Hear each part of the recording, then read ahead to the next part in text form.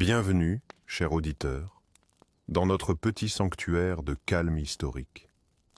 Alors que le monde moderne continue sa course effrénée autour de nous, je vous invite à vous installer confortablement, à fermer doucement les yeux si vous le souhaitez, et à entreprendre avec moi un voyage apaisant vers les rives anciennes du Nil. Cette histoire est conçue pour vous offrir un moment de détente, une pause tranquille dans votre journée ou peut-être même pour vous accompagner doucement vers le sommeil. Laissez les tensions s'évaporer comme la brume matinale sur le désert égyptien. J'aimerais savoir d'où vous nous écoutez ce soir, ou peut-être est-ce le matin pour vous. Partagez dans les commentaires votre coin du monde et le moment de votre journée. C'est toujours un plaisir de voir notre communauté d'amateurs d'histoire se rassembler, unis par la curiosité pour les temps anciens. Si ces voyages dans le temps vous apportent un peu de sérénité, n'hésitez pas à vous abonner pour ne manquer aucune de nos futures explorations historiques. Chaque semaine, nous partons ensemble à la découverte de nouveaux récits du passé. Maintenant, laissons derrière nous les préoccupations contemporaines. Fermons les yeux et traversons les millénaires jusqu'aux berges verdoyantes du Nil, où le soleil n'a pas encore commencé à caresser les pyramides de ses premiers rayons. La nuit s'attardait encore sur le palais de Thèbes, mais déjà, dans les appartements royaux, une vingtaine de serviteurs s'affairaient en silence. Le pharaon Amenhotep dormait, sa respiration régulière à peine perceptible dans la pénombre. Fils d'Amon-Ré, incarnation divine sur terre, il ne s'appartenait pas, même dans son sommeil. « Votre Majesté » murmura le grand chambellan en s'inclinant profondément. L'horizon oriental commence à pâlir. Il est temps de vous préparer pour accueillir votre Père céleste. Le jeune pharaon ouvrit les yeux, immédiatement conscient. Contrairement aux autres mortels, il ne pouvait s'accorder le luxe de s'étirer, de bâiller ou de se frotter les yeux. Chaque geste, chaque expression était observé, interprété. Son corps n'était pas simplement le sien. Il appartenait à l'Égypte entière. « Que commence la purification ?» dit-il simplement, sa voix encore rauque de sommeil, mais empreinte d'une autorité innée. Aussitôt, les serviteurs s'approchèrent avec des bassins d'eau parfumés. Le rituel matinal était invariable, pratiqué depuis des générations. D'abord, le lavage des mains avec une solution de natron, puis le visage, les bras, le torse. Le pharaon restait impassible lorsque l'eau froide touchait sa peau. Montrer de l'inconfort aurait été indigne de sa nature divine. Un prêtre récitait des incantations pendant que d'autres serviteurs préparaient les huiles sacrées qui seraient appliquées sur chaque partie de son corps. « Votre Majesté doit maintenant se rincer la bouche », annonça respectueusement le maître des onguents en présentant une coupe contenant un mélange de sel, de menthe et d'autres herbes dont le goût était si amer que le pharaon devait faire appel à toute sa maîtrise pour ne pas grimacer. Ce rituel de purification buccale était particulièrement désagréable, mais essentiel. Les paroles d'un dieu ne pouvaient émaner que d'une bouche parfaitement pure. Pendant ce temps, dans une pièce adjacente, les prêtres préparaient les vêtements et les insignes royaux. Le poids du pectoral en or massif, incrusté de lapis-lazuli et de cornaline, était considérable. La couronne double, symbole de la domination sur la Haute et la Basse Égypte, exercerait bientôt une pression constante sur son crâne, provoquant des maux de tête que le souverain devrait supporter sans la moindre plainte. La chaleur s'intensifierait au fil des heures, transformant les lourdes parures en instruments de torture raffinés que seule la dignité royale permettait d'endurer. « Les sandales sacrées », annonça un prêtre en s'approchant avec révérence, portant sur un coussin de lin les chaussures ornées de symboles divins. Le pharaon contempla ces objets avec une expression indéchiffrable. Il se souvenait encore du jour où, enfant, son père lui avait expliqué que ses pieds ne toucheraient plus jamais directement le sol. Un dieu ne foule pas la terre comme les simples mortels, lui avait-il dit. Cette révélation avait marqué la fin de sa liberté d'enfant, le début d'une existence où chaque pas serait calculé, chaque geste observé. Le soleil commençait à peine à illuminer l'horizon lorsque le pharaon, entièrement paré, quitta ses appartements pour la première cérémonie de la journée. Il devait accueillir Ré à son lever, un rituel qui ne pouvait souffrir aucun retard. La chaleur montait déjà, promettant une journée torride. Les lourdes parures royales pesaient sur ses épaules, mais son visage demeurait serein, sa démarche assurée. « Que l'on prépare l'encens pour la cérémonie de l'aube », ordonna-t-il d'une voix claire qui ne trahissait aucune fatigue. Dans la grande cour du temple, les prêtres attendaient, alignés selon un ordre précis établi depuis des siècles. Le pharaon prit place face à l'est, conscient que des centaines d'yeux scrutaient le moindre de ses mouvements. Il ne pouvait pas s'essuyer le front malgré la sueur qui commençait à perler sous sa couronne.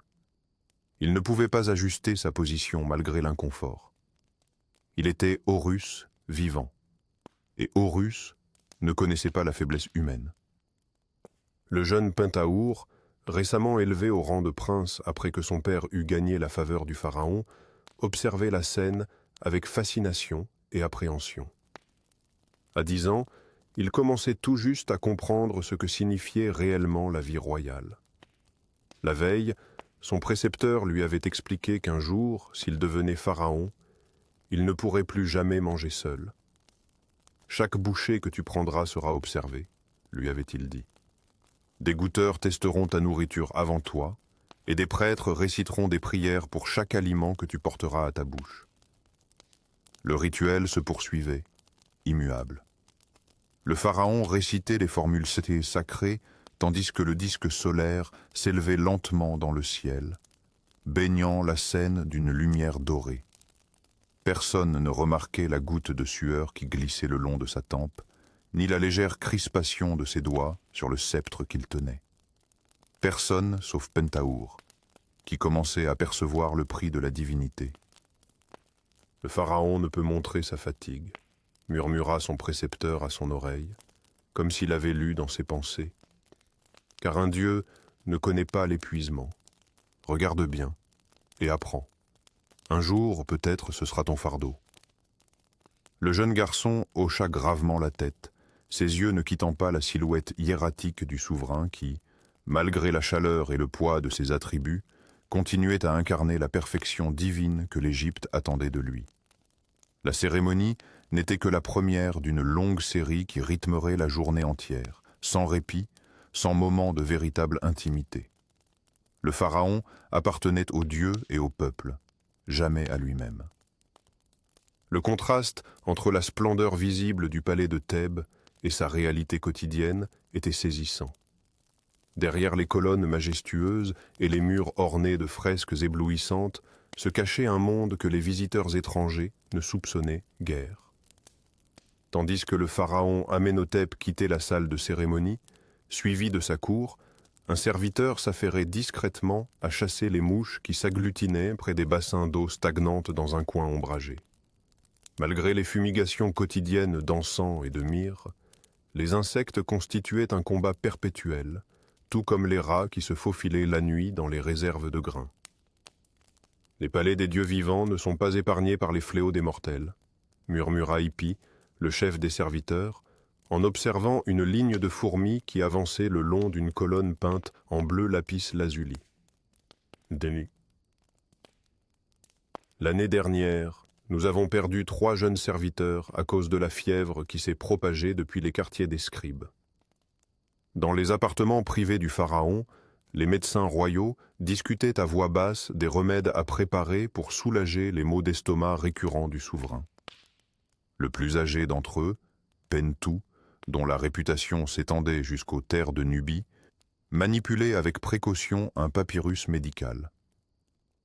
La douleur revient plus fréquemment depuis la dernière lune, dit-il en préparant une mixture verdâtre dans un bol d'albâtre. Beaucoup. Nous devrons renforcer le traitement avec de la bouse de crocodile séchée et du lait fermenté. Non loin de là, dans les cuisines royales, Nébet, une jeune servante de 17 ans, surveillait attentivement la préparation du repas de midi du pharaon. Ses mains agiles sélectionnaient les figues les plus parfaites, écartant celles qui présentaient la moindre imperfection. « Rappelle-toi, lui dit Kia, la responsable des cuisines, tu dois goûter chaque plat avant qu'il ne soit servi à Sa Majesté. C'est un honneur, mais aussi une responsabilité sacrée. » Nebé acquiesça, son visage trahissant une légère appréhension. Elle savait que cette tâche, présentée comme un privilège, était en réalité une précaution contre les tentatives d'empoisonnement. 3 lunes plus tôt, un complot avait été découvert impliquant un prêtre ambitieux et 2 nobles mécontents. Les conspirateurs avaient été exécutés publiquement, leurs noms effacés de tous les monuments, condamnés à l'oubli éternel, une punition plus terrible encore que la mort dans la pensée égyptienne.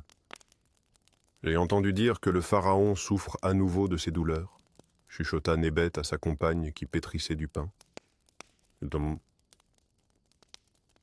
Les médecins royaux sont venus chercher du miel et des herbes spéciales ce matin. Elle baissa encore la voix.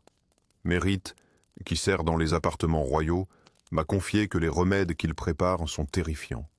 Des potions faites avec des excréments d'animaux, des scarabées broyés et même des urines de femmes enceintes. Dans l'aile médicale du palais, le jeune prince Pentahour observait avec un mélange de fascination et d'horreur les préparations des médecins royaux. Pentou, le médecin en chef, mélangeait maintenant des ingrédients dans un mortier en pierre, récitant des incantations à voix basse.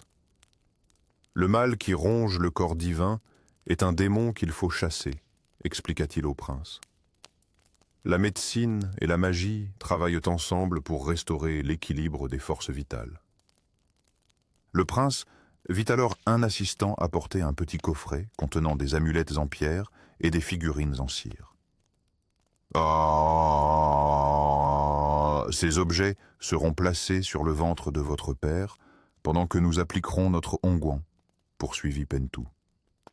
Puis nous cautériserons légèrement la peau avec une tige de bronze chauffée pour permettre au remède de pénétrer plus profondément.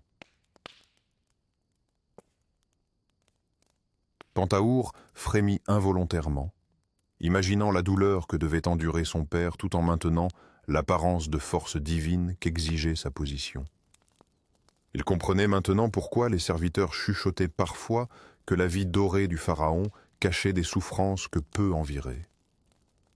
Plus tard dans la journée, alors que le soleil commençait sa descente vers l'horizon, Nebet se tenait nerveusement devant le repas préparé pour le pharaon.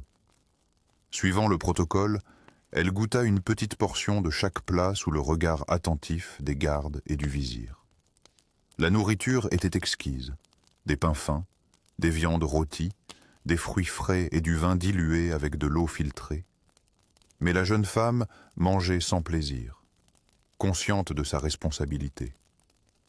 Si un poison à action lente se trouvait dans la nourriture, elle pourrait tomber malade des heures après que le pharaon aurait consommé son repas. « Tu peux te retirer », lui dit finalement le vizir après qu'elle eut goûté la dernière douceur au miel. Nebet s'inclina profondément et recula de plusieurs pas avant de se tourner, comme l'exigeait l'étiquette. Dans le couloir, elle croisa un groupe de médecins qui se dirigeaient vers les appartements royaux, transportant leurs instruments inquiétants et leurs remèdes mystérieux. Le soleil égyptien s'inclinait vers l'horizon, projetant des ombres allongées sur les murs du palais de Thèbes. Dans une vaste salle aux colonnes ornées de hiéroglyphes, le pharaon Amenhotep, malgré ses douleurs d'estomac persistantes, examinait avec une attention méticuleuse les plans étalés devant lui. « Montrez-moi les dernières modifications apportées à la chambre funéraire », ordonna-t-il à l'architecte royal qui s'inclina respectueusement avant de dérouler un nouveau papyrus. Les plans représentaient sa demeure d'éternité, un projet colossal sur lequel il travaillait depuis son couronnement, 23 années auparavant. La chambre du sarcophage a été agrandie selon vos instructions, Majesté, et les niches pour les vases canopes ont été placées exactement aux 4 points cardinaux, expliqua l'architecte en pointant les détails du dessin. À quelques pas de là, le jeune prince Pentahour observait la scène avec fascination. Son précepteur lui avait expliqué que son père consacrait plus de temps à planifier sa tombe qu'à superviser la construction de nouveaux temples. Un pharaon vit pour mourir correctement, lui avait-il enseigné. Pentahour remarqua que son père gardait toujours près de lui une petite statuette en bois, une représentation de lui-même dans l'au-delà, sculptée lorsqu'il n'avait que 7 ans. Cette première image de son cas, son double spirituel, l'accompagnait partout comme un rappel constant de sa destinée posthume. Père, osa demander Pentahour en s'approchant, quand commencerai-je la conception de ma propre demeure d'éternité? Le pharaon tourna son regard vers son fils, un rare sourire adoucissant ses traits royaux. « Oh, bientôt, mon fils. Les prêtres d'Anubis viendront te voir après ton prochain anniversaire. Ils t'enseigneront comment préparer ton voyage vers l'Occident, même si ce voyage est encore loin, je l'espère. » Le lendemain, à l'aube, une petite embarcation traversait le Nil depuis la rive est de Thèbes. À son bord, Nacht, maître artisan de 42 ans, contemplait la rive ouest où se dessinait l'entrée de la vallée des rois. Comme chaque jour depuis 26 ans, il se rendait sur le chantier de la tombe royale. Son visage buriné par le soleil et ses mains calleuses témoignaient d'une vie consacrée à créer la beauté dans l'obscurité. Encore une journée à servir l'éternité, murmura-t-il à son apprenti Amenemhat qui ramait à ses côtés. Tu sais, mon garçon, peu d'hommes peuvent se vanter de créer des œuvres qui dureront plus longtemps que les étoiles elles-mêmes. Son apprenti acquiesça respectueusement, mais Nacht perçut son épuisement. La saison des crues approchait, et il travaillait sans relâche depuis des mois pour terminer la décoration de la chambre funéraire avant que le pharaon n'inspecte l'avancement des travaux. Arrivés sur le site, ils rejoignirent des dizaines d'autres artisans qui s'activaient déjà dans la chaleur matinale. L'entrée de la tombe, dissimulée dans la roche, menait à un dédale de couloirs et de chambres creusées dans la montagne. Nacht salua le contremaître qui distribuait les tâches du jour. « Les scribes royaux sont venus hier soir », l'informa ce dernier. Le pharaon a encore modifié la scène du jugement dans la salle du sarcophage. Il veut que la balance de Maat soit plus grande et que son cœur y apparaisse plus léger que la plume de vérité. Nacht soupira intérieurement. C'était la 3e modification ce mois-ci, et chaque changement signifiait des heures supplémentaires de travail minutieux. « Nous le ferons selon la volonté divine », répondit-il simplement, cachant sa frustration derrière le respect dû au souverain. Dans les profondeurs de la tombe, éclairée par des lampes à huile qui projetaient des ombres dansantes sur les murs peints, Nacht dirigeait une équipe de peintres. Il travaillait sur une fresque représentant le voyage nocturne du soleil dans le monde souterrain, une métaphore du parcours que le pharaon lui-même entreprendrait après sa mort. « Plus de bleu sur la barque solaire », ordonna-t-il à un jeune peintre. « Le lapis-lazuli doit capturer la lumière même dans les ténèbres. » Malgré la fatigue qui pesait sur ses épaules, Nacht ressentait une fierté immense en contemplant leur œuvre. Chaque hiéroglyphe, chaque figure divine était exécutée avec une précision qui défiait l'entendement humain. « Nous créons un univers entier pour notre souverain », expliqua-t-il à son apprenti qui mélangeait des pigments. « Ces murs ne sont pas simplement décorés, ils sont enchantés. Chaque scène, chaque formule magique aidera notre divin pharaon à naviguer dans l'au-delà. » Pendant ce temps, au palais, le pharaon Amenhotep recevait une délégation de prêtres d'Osiris venus discuter des derniers détails de son équipement funéraire. Malgré son apparente concentration, une douleur lancinante lui traversait le corps. Les remèdes de Pentu semblaient de moins en moins efficaces contre son mal mystérieux.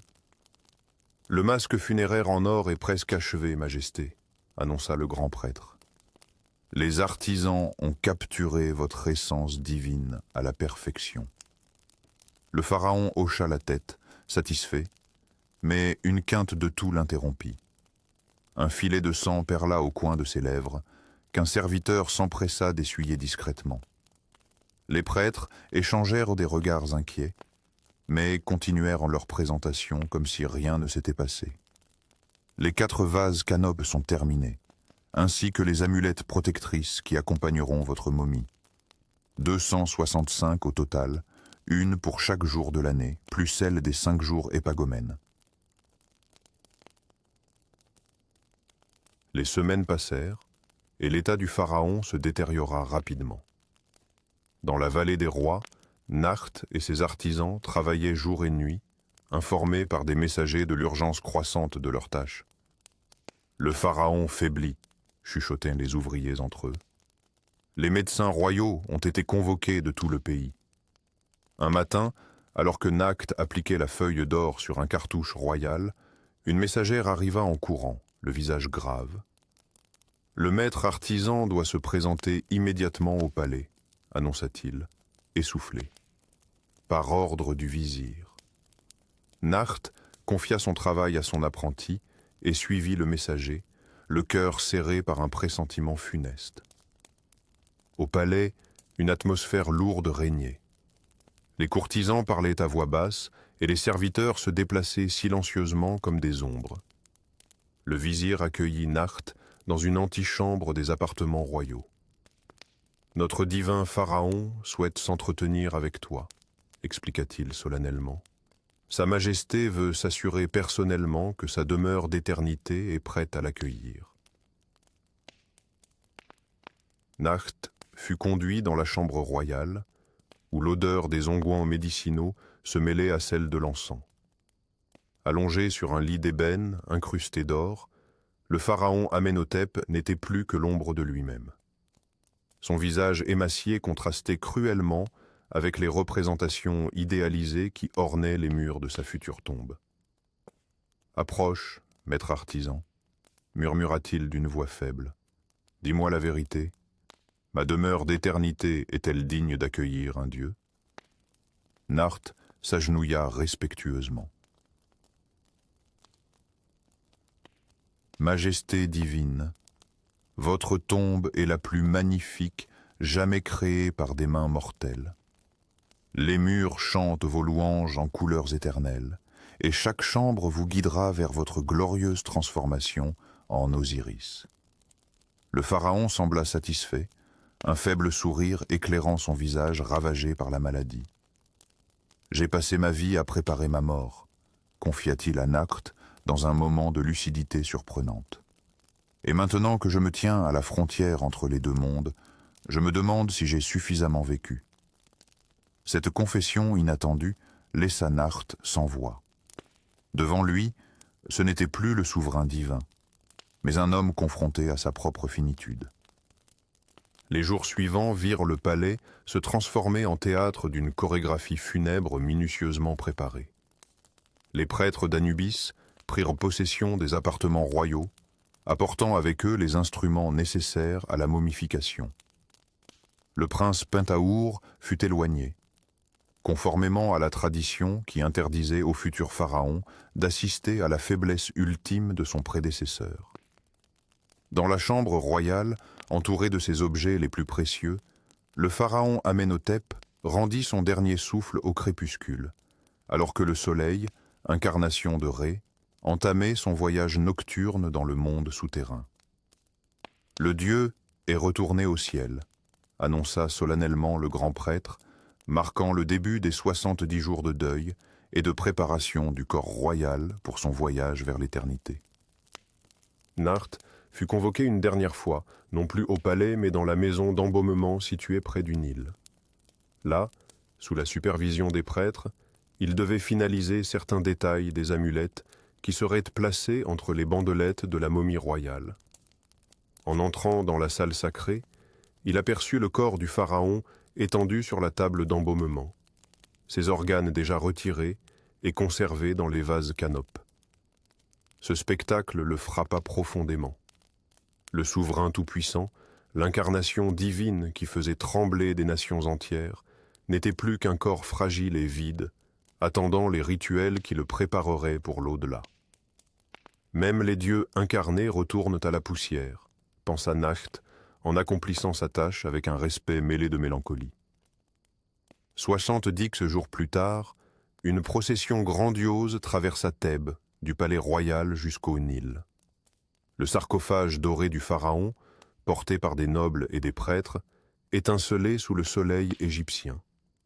Des pleureuses professionnelles se lamentaient bruyamment, leurs cris perçant le ciel comme pour atteindre les oreilles des dieux. Sur une barque sacrée, le corps momifié entreprit son dernier voyage vers la rive ouest, vers cette vallée où Nakhte et ses artisans avaient créé un univers entier pour accueillir leur souverain. Le nouveau pharaon, l'ancien prince Pentahour, désormais couronné sous le nom de Thoutmosis, dirigeait la cérémonie avec une dignité impressionnante pour son jeune âge. Nakhte, mêlé à la foule des artisans, observait cette scène avec un mélange de fierté et de tristesse. « Notre œuvre commence vraiment maintenant », murmura-t-il à son apprenti. « C'est dans l'obscurité de la tombe que notre art brillera pour l'éternité, guidant notre pharaon vers sa nouvelle vie parmi les étoiles impérissables. »